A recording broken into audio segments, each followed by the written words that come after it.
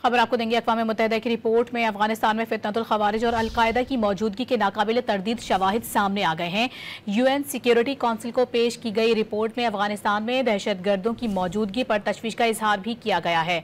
इस हवाले से मजीद तफसीलात जानेंगे। डॉन न्यूज़ के नुमाइंदे अब्दुल्ला मोहम्मद हमारे साथ मौजूद हैं। अब्दुल्ला, बताएगा UN रिपोर्ट में मजीद क्या इंकशाफात किए गए हैं?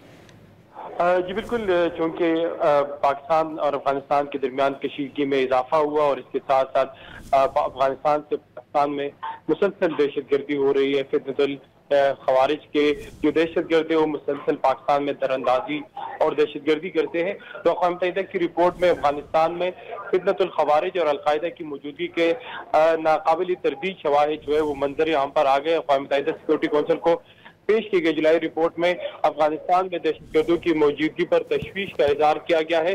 ये 36वीं रिपोर्ट तजियाती मावनत और पाबंदियों की निगरानी टीम ने जुलाई 2025 को पेश की थी। रिपोर्ट के सफ़ा 16 पर बताया गया है कि अफगानिस्तान की डिफेक्टो अथॉरिटीज दहशतगर्द गिरोहों बशमूल अलकायदा और इसके इत्तेहादियों को खुली छूट दी हुई है। ये दहशतगर्द गिरोह वस्त एशिया और दीगर ममालिक की सलामती के लिए संगीन खतरा है। रिपोर्ट में कहा गया है कि अफगानिस्तान में अलकायदा की मौजूदगी का ताल्लुक ज्यादातर अरब निजात जंगजुओं से है। ये जंगजू वही है जिन्होंने माजी में तालिबान के साथ मिलकर जंग की थी। रिपोर्ट के मुताबिक ये जंगजू अफगानिस्तान के 6 सूबों गजनी, हेलमंद, कंदहार, कुनर, अर्जगान और जावल में फैले हुए। अफगानिस्तान में अलकायदा से मुतल्लिक कई तरबियती मराकज की मौजूदगी की भी मौसूल हुई है। 3 नए तरबियती मराकज में अलकायदा और TTP फितनतुल खवारिज के दहशतगर्दों को तरबियत दी जाती है।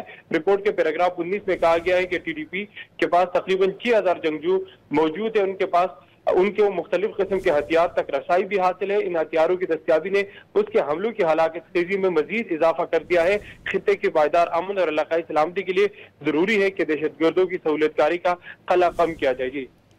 बहुत शुक्रिया आपका अब्दुल्ला मोहम्मद।